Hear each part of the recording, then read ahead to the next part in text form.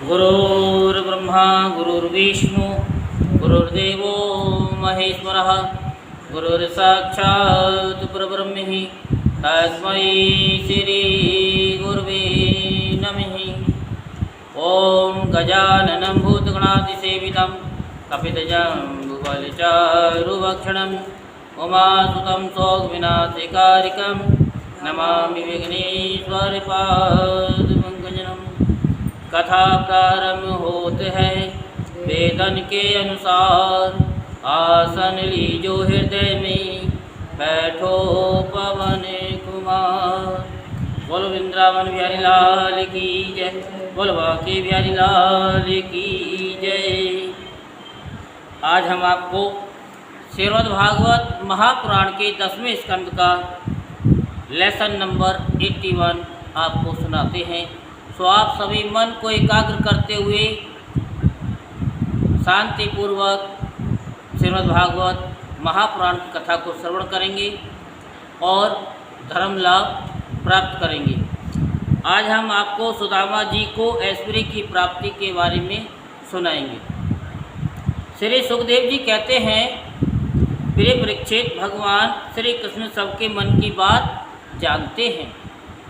वे ब्राह्मणों के परम भक्त, उनके कलेशों के नाशक तथा संतों के एकमात्र आश्रय हैं। वे पूर्वोक्त प्रकार से उन ब्राह्मण देवता के साथ बहुत देर तक बातचीत करते रहे। अब वे अपने प्यारे सखा उन ब्राह्मण से तनिक मुस्कुराकर विनोद करते हुए बोले। उस समय भगवान श्री कृष्ण उन ब्राह्मण देवता की और प्रेम भरी दृष्टि से देख रहे थे।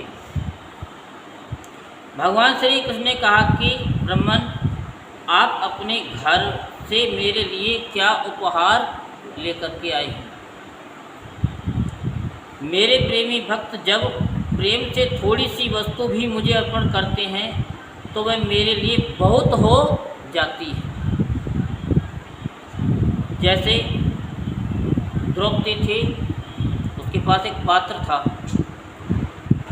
तो वो भोजन करती थी और जब भोजन कर लेती थी तो उसके बाद फिर कुछ नहीं बचता था। जब तक भोजन नहीं करती थी तो कितने भी आ जाएं, वो कभी उस पात्र से भोजन कम नहीं होता था।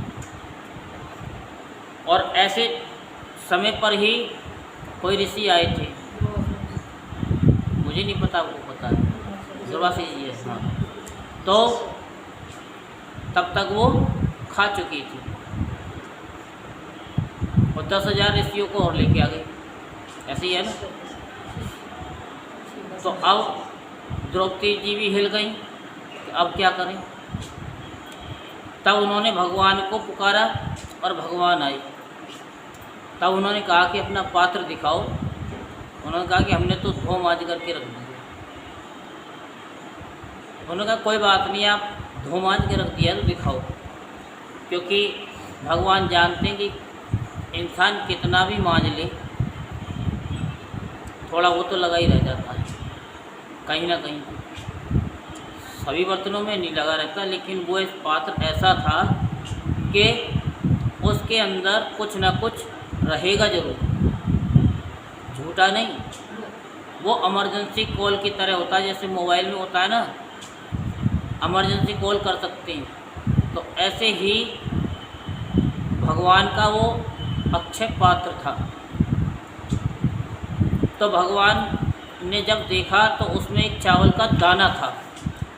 कोई चावल का दाना बताते हैं, कोई पत्ती बताते हैं, कुछ भी बताते हैं। जब भगवान ने उनको ग्रहण किया तो सारे ऋषि वहाँ तृप्त हो गए।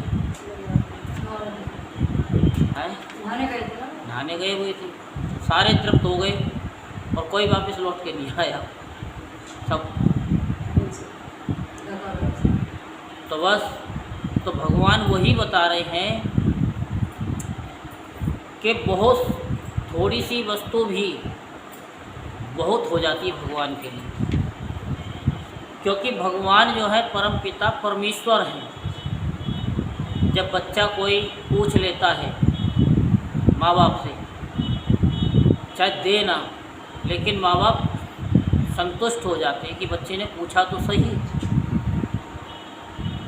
परंतु मेरे अभक्त यदि बहुत सी सामग्री मुझे भेंट करते हैं तो उससे मैं संतुष्ट नहीं होता। जैसे दुर्योधन ने खूब मेवा भगवान के लिए रखी, भगवान ने मेवा नहीं खाई। विदुर जी के घर क्या खाया? छिलके खाए थे, सबसे पहले तो छिलके ही खाए, साग तो बात की बात है। जो पुरुष प्रेम भक्ति से फल फूल अथवा पत्ता पानी में से कोई भी वस्तु मुझे समर्पित करता है तो मैं उस शुद्ध चित्त भक्त का वह प्रेम उपहार केवल स्वीकार ही नहीं करता बल्कि तुरंत भोग लगा लेता हूँ, तुरंत भोग लगा लेता हूँ। क्योंकि भगवान भाव के भूखे हैं, भगवान सबके अंदर की बात को जानते हैं। परीक्षित, भगवान श्री कृष्ण के ऐसा कहने पर भी उन ब्राह्मण देवता ने लज्जावश उन लक्ष्मीपति को वे 4 मुट्ठी चिवड़े नहीं दी।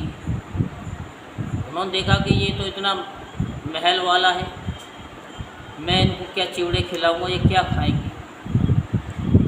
तो उन्होंने संकोच से अपना मुंह नीचे कर लिया। परीक्षित, भगवान श्री कृष्ण समस्त प्राणियों के हृदय का एक एक संकल्प और उनका अभाव भी जानते थे। उन्होंने ब्राह्मण के आने का कारण उनके हृदय की बात जान ली। भगवान जान गए कि ये मेरे से मिलने आया है, लेकिन इनकी पत्नी का भाव कुछ और ही है और भगवान का भाव भी कुछ और हो गया। क्योंकि भगवान जानते हैं कि जो नियम मेरे पास है वही नियम सबके पास है। और वो नियम क्या है कि जब हम किसी के धन को हड़प लेते हैं, किसी वस्तु को हड़प लेते हैं, चाहे वो कोई चीज़ हो, ले करके वापस नहीं करते, तब तक हम दुखी रहते हैं, वो चीज़ हमें नहीं मिलती। तो श्री कृष्ण भगवान जान गए कि इन्होंने गुरु माता के दिए हुए कुछ खाया था, सुदामा जी ने चने, आप सही पकड़ी, चने खाए थे। तो उसी से वो आजीवन निर्धन रहे। तो वो निर्धन रहे। और जो चिवड़े सुशीला ने दिए थे, सुशीला भी जान गई थी कि मेरे पति ने श्री कृष्ण भगवान के वो चने खाए हैं, जब तक वो वापस नहीं देंगे तब तक हमारे घर में धन संपदा कभी नहीं आएगी। कोई मांगने के लिए उनको नहीं भेजा था, क्योंकि मांग के तो चिवड़े वो भी पड़ोस से ही लाई थी। उन्हें पता है कि भगवान की वस्तु अगर भगवान को दे दी जाए तो बाकी तो वो देंगे तो उनसे वापस कर दिया जाएगा। तो भगवान जान गए, उन्होंने ब्राह्मण के आने का कारण और उनके हृदय की बात जान ली।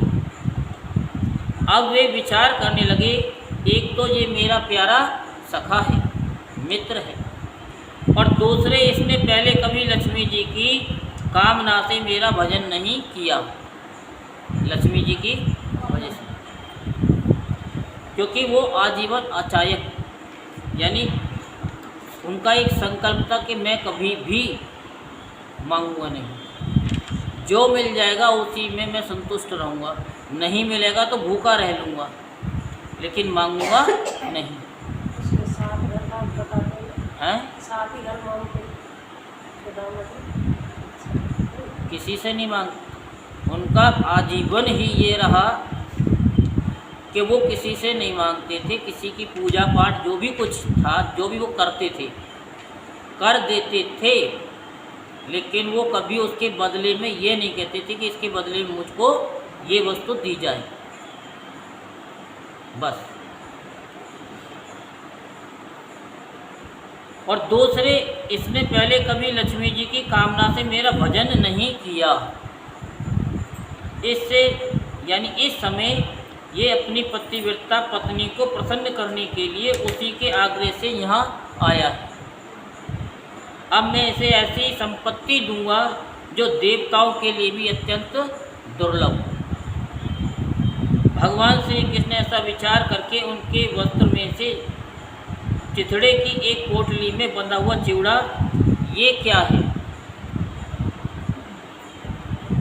ऐसा कहकर स्वयं ही छीन लिया और बड़े आदर से कहने लगे, प्यारे मित्र, ये तो तुम मेरे लिए अत्यंत प्रिय भेंट लेकर के आए हो। ये चिवड़े न केवल मुझे बल्कि सारे संसार को तृप्त करने के लिए प्राप्त हैं, सारे संसार को। ऐसा कहकर वे उसमें से एक मुट्ठी चिवड़ा खा गई और दूसरी मुट्ठी जो ही भरी तो ही रुक्मणी के रूप में स्वयं भगवती लक्ष्मी जी ने भगवान श्री कृष्ण का हाथ पकड़ लिया,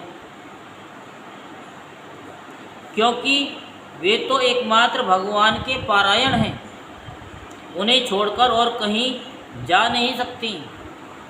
रुक्मणी जी ने कहा कि विश्वात्मने, बस बस, मनुष्यों को इस लोक में तथा मरने के बाद परलोक में भी समस्त संपत्तियों की समृद्धि प्राप्त करने के लिए ये एक मुट्ठी चिवड़ा ही बहुत है,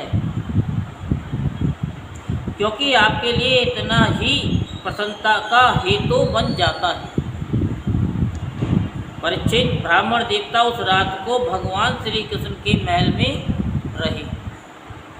उन्होंने बड़े आराम से वह खाया पिया और ऐसा अनुभव किया कि मानो मैं वैकुंठ में ही पहुंच गया हूँ।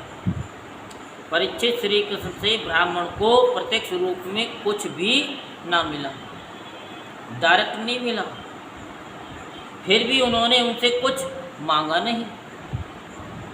वे अपने चित्त की करतूत पर कुछ लज्जित से होकर भगवान श्री कृष्ण के दर्शन जनित आनंद में डूबते उतरते अपने घर की ओर चल पड़े। पहले तो उन्होंने सोचा कि आज मैं इनसे कहूँगा, कृष्ण भगवान से, अपने मित्र से, कि मैं जा रहा हूँ। आज कहूँगा तो 1 महीने तक तो मुझे जाने नहीं देंगे, लेकिन यहाँ उल्टा हो गया। जैसे ही सुदामा जी ने कहा कि मैं घर को चल रहा हूँ, कृष्ण भगवान ने कहा कि वाई नॉट, क्यों नहीं, बड़े शौक से जाइए। सुदामा जी को धक्का लग गया कि ये क्या हुआ, ये कब से बदल गया द्वारकानाथ। पहले तो इसकी ऐसी आदत नहीं थी। पहले तो मैं ये कहता आज जाऊँगा तो महीने भर तक के नहीं, आज नहीं कल जाना। जैसे पहले कोई अतिथि आता था, रिश्तेदार आता था, वो कहता हम जाएंगे, ये तो हमने भी देखा है, तो उसे महीनों तक तो जाने नहीं देते थे, कल चले जाना, परसों चले जाना, आज ये है वो है। और आज के समय में तो 1-2 घंटे बाद ही कहते हैं कि भाई रपट लो यहाँ। तो जब कृष्ण भगवान ने कहा कि चलो जी ठीक है, जैसे आपकी इच्छा, चलो यहाँ तक तो कोई बात नहीं। आपको पता होगा कि जब वो सुदामा जी चलने लगे तो जितने भी कृष्ण भगवान ने नए नए वस्त्राभूषण और जितने उनको मालाएं पहना रखी थी और जितने सोने चांदी के जेवर उनको पहना दिए थे सुदामा जी को, वो सारे उतरवा लिए कि भाई सुदामा जी सारे उतार के नहीं रख दो, और ये तुम्हारी जो वहाँ पे पुराने वस्त्र पड़े हुए हैं ना, उन्हें पहन लो। सुदामा जी सोचने लगे, बड़ा कंजूस है ये तो, बताओ 10-20 तोले सोना में ले जाता, नए वस्त्र में एक जोड़ी पहन के चला जाता, तो इस द्वारकाधीश का क्या बिगड़ जाता।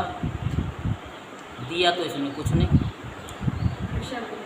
और वो भी उतरवा लिए। अब वो जब सारे उतरवा लिए,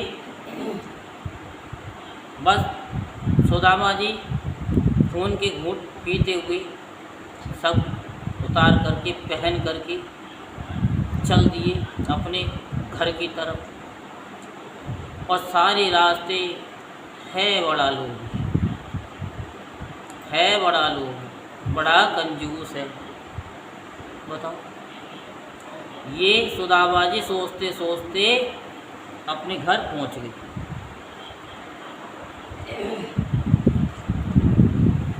तो वे मन ही मन सोचने लगो, कितने आनंद और आश्चर्य की बात है कि ब्राह्मणों को अपना इष्टदेव मानने वाले भगवान श्री कृष्ण की ब्राह्मण भक्ति आज मैंने अपनी आंखों से देख ली है। धन्य है जिनके वक्ष स्थल पर स्वयं लक्ष्मी जी सदा विराजमान रहती है। उन्होंने मुझ अत्यंत दरिद्र को अपने हृदय से लगा लिया। कहाँ तो मैं अत्यंत पापी और दरिद्र, और कहाँ लक्ष्मी के एकमात्र आश्रय भगवान श्री कृष्ण, परंतु उन्होंने ये ब्राह्मण ऐसा समझकर मुझे अपनी भुजाओं में भरकर हृदय से लगा लिया।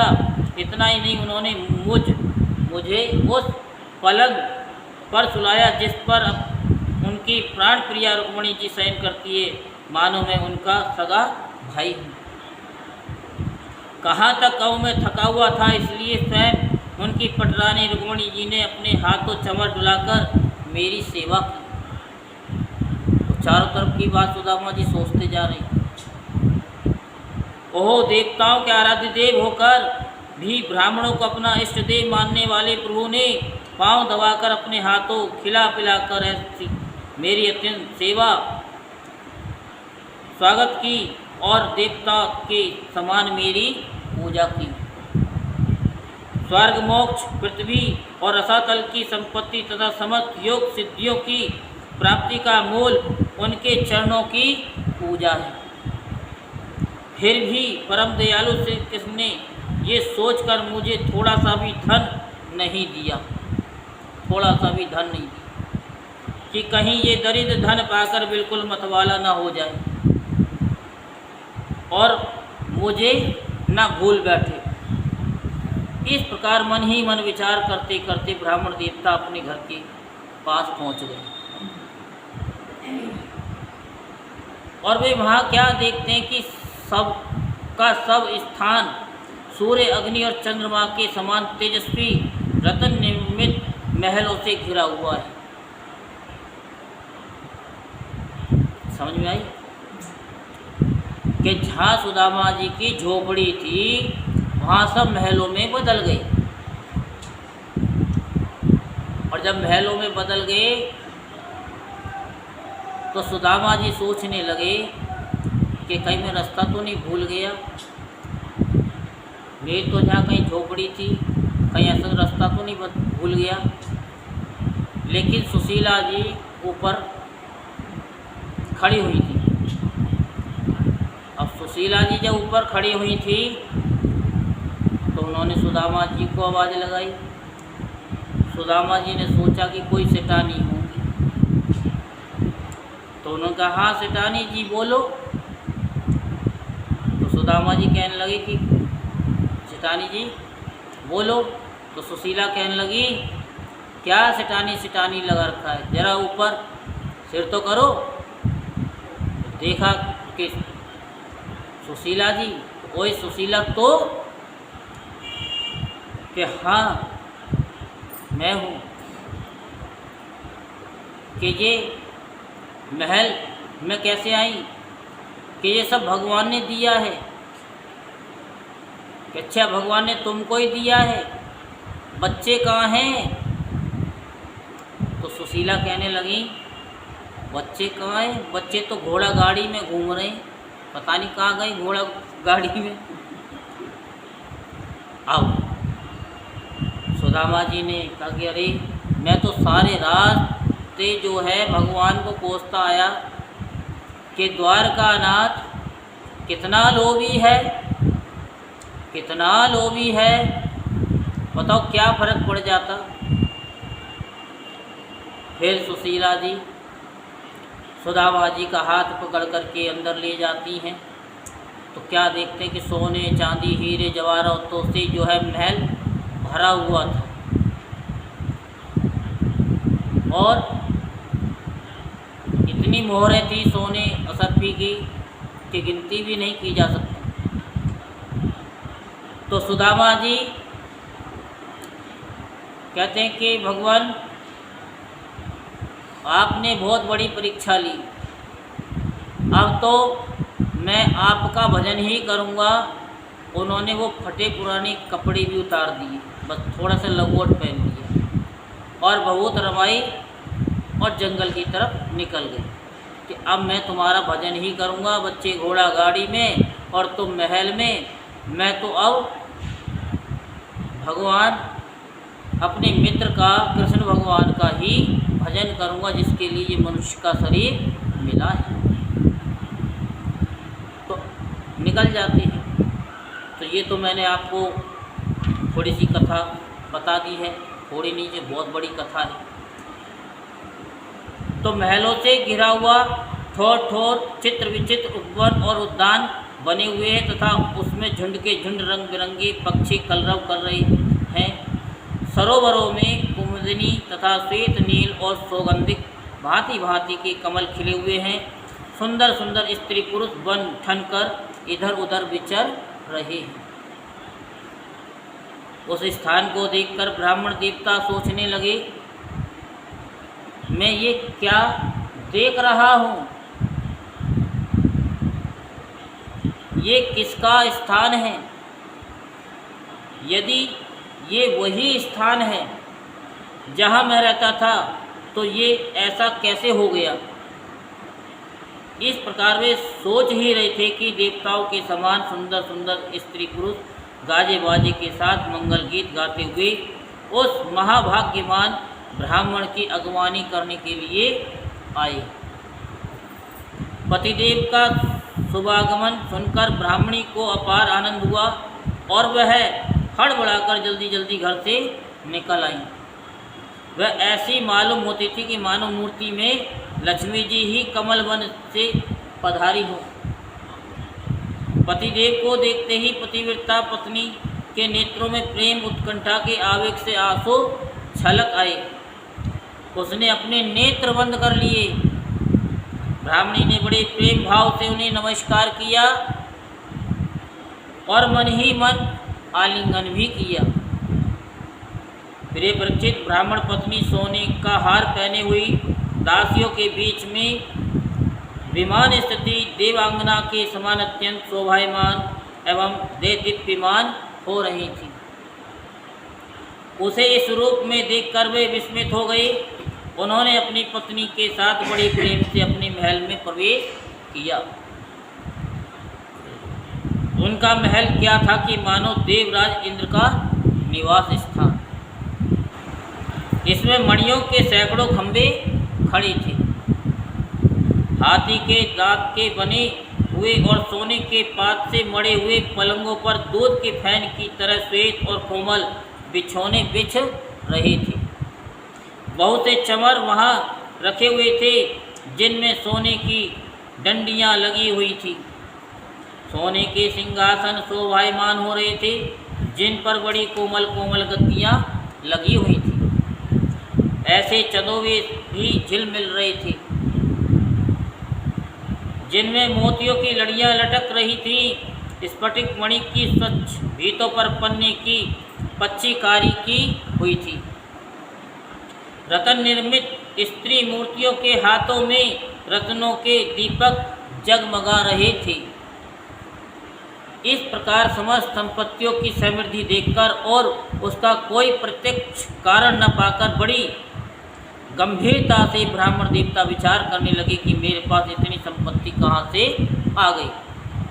वे मन ही मन कहने लगे कि मैं जन्म से ही भाग्यहीन और दरिद्र हो, फिर मेरी इस संपत्ति समृद्धि का कारण क्या है?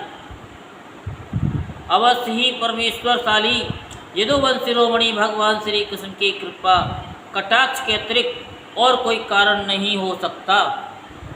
ये सब कुछ उनकी करुणा की ही देन है। स्वयं भगवान श्री कृष्ण पूर्ण काम और लक्ष्मीपति होने के कारण अनंत भोग सामग्रियों से युक्त हैं। इसलिए वे याचक भक्तों को उसके मन का भाव जानकर बहुत कुछ दे देते हैं, परंतु उसे समझते हैं बहुत थोड़ा, इसलिए सामने कुछ कहते नहीं।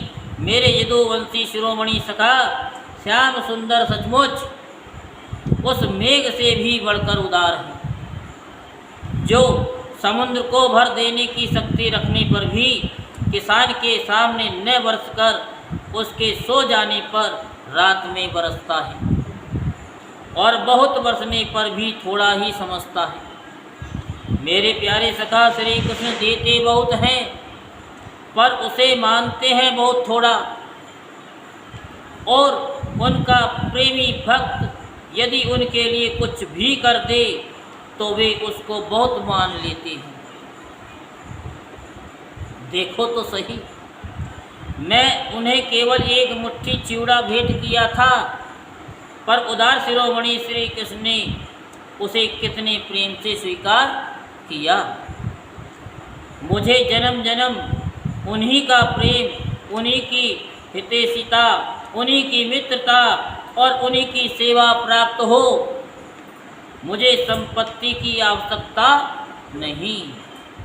सदा सर्वदा उन्हीं गुणों के एकमात्र निवास स्थान महानुभाव भगवान श्री कृष्ण के चरणों में मेरा अनुराग बढ़ता जाए, और उन्हीं के प्रेमी भक्तों का सत्संग प्राप्त हो।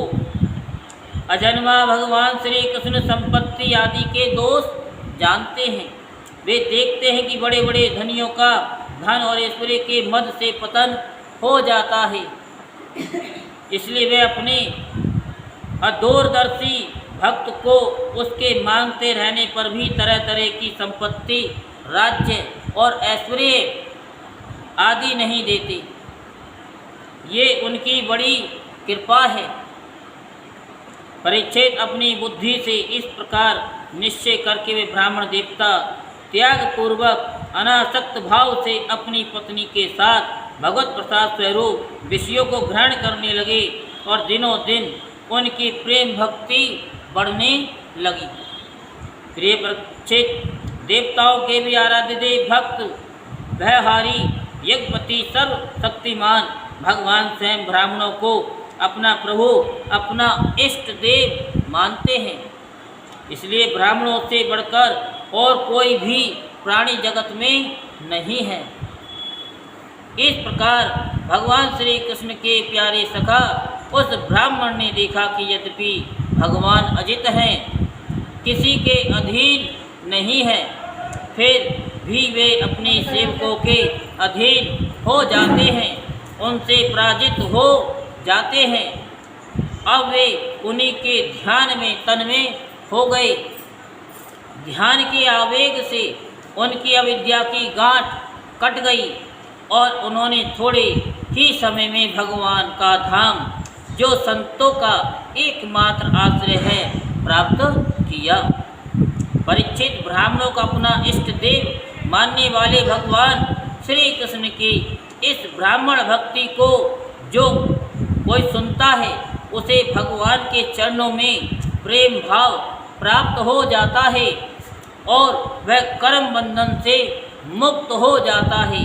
यहीं पर श्रीमद्भागवत महापुराण के 10वें स्कंद का लेसन नंबर 81 संपूर्ण होता है। बोल वृंदावन बिहारी लाल की जय, बोल बांके बिहारी लाल की जय। जय जय श्री राधेश्याम, जय जय श्री राधेश्याम, जय जय श्री राधे।